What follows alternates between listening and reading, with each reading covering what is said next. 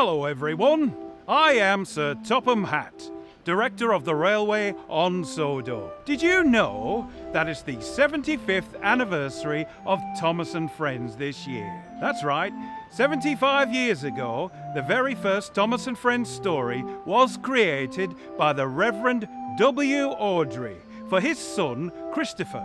Until we meet again here at the New South Wales Rail Museum, we have arranged for a very special storyteller, Juliet, to read some of our favourite stories from Thomas and Friends. In today's story, we'll be looking at dinosaurs in Thomas and the Dinosaurs. Juliet, take it away. This is an exciting story.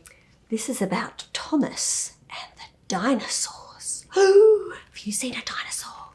They're very big, aren't they? Thomas and the Dinosaurs. This is the story about Thomas the tank engine and the time he came face to face with a dinosaur. I hope he's going to be okay. Thomas the tank engine liked to boast that he wasn't scared of anything. "Nothing scares me," he peeped to his coaches, Annie and Clarabelle. And they just smiled because they were used to Thomas showing off. There we have Annie and Clarabelle. James was taking some passengers to the docks. "Beep, beep," tooted Thomas as he sped past. "Made you jump," laughed Thomas as he disappeared into the distance. James was not pleased. He looked a bit cross, didn't he? Gave him a bit of a fright. But Thomas was having too much fun. "I'm going to give Percy a scare," he laughed to himself. When he saw Percy resting in the sheds, he snuck up and went, "Beep, beep!" Percy was jolted wide awake. He was not pleased. Poor Percy, he was fast asleep and got a big shock. Naughty Thomas. That evening, the Fat Controller had an important job for Thomas. He needed him to work through the night, delivering supplies to the workmen. The sun had set, and as the stars came out, the shadows darkened. Thomas had never been out so late before. And he'd never seen Sodor looking so dark before. As he arrived at the docks, he saw the huge shadow of Cranky the crane looming over him. It gave him quite a fright. But then he saw something even more terrifying. Out at sea, a horned creature seemed to be attacking a ship. Oh no! I think Thomas might have been a bit frightened, do you? Thomas didn't wait to see what happened next.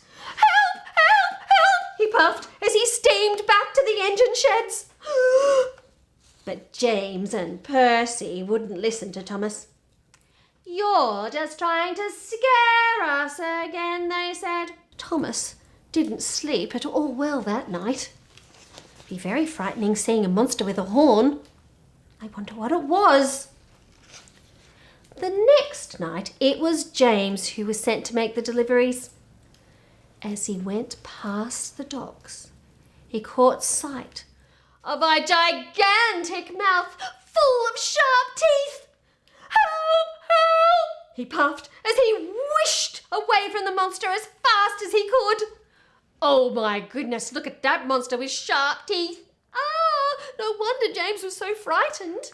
Percy had heard Thomas and James's tales of monsters, but he didn't believe them. "They're just trying to scare me," he said to himself bravely, as he set out the next evening to deliver the night mail. But as soon as he got close to the docks, a huge shadow fell across the tracks. Oh my goodness, what could it be? Oh no, poor Percy, look out! Can you see that? Look at that. What Percy saw took all his puff away. But he didn't steam away. Instead, he looked again. The gigantic creature wasn't moving at all. It wasn't breathing. It wasn't real! Percy let out a relieved puff of steam and went on his way. He never felt so big and brave before. He was very brave going to have a look at that monster, wasn't he? Looked pretty scary to me. The next morning, the Fat Controller went to speak to the engines. "I've heard that some of you have had a scare," he smiled.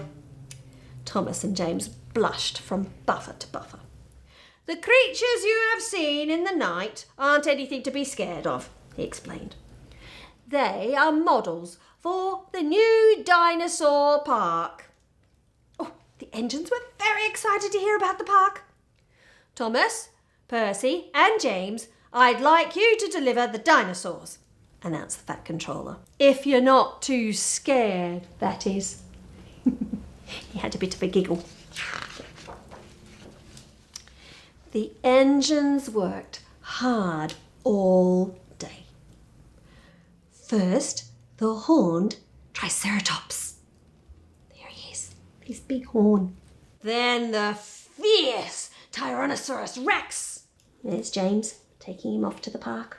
And finally, the long-tailed Diplodocus were delivered to their new home in the dinosaur park. It's exciting, isn't it? Lots of big dinosaurs. The next day, the dinosaur park was open to the public.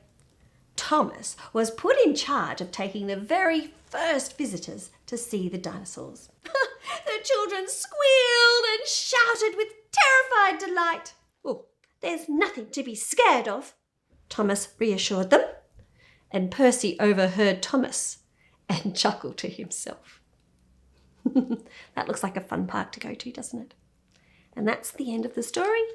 Thomas and the dinosaurs. Parents, if you enjoyed today's story, be sure to visit the New South Wales Rail Museum's website, where there are links to lots of other Thomas and Friends activities, all to be had in the safety and comfort of your own home. In the meantime, I shall stay here and make sure there is no confusion and delay.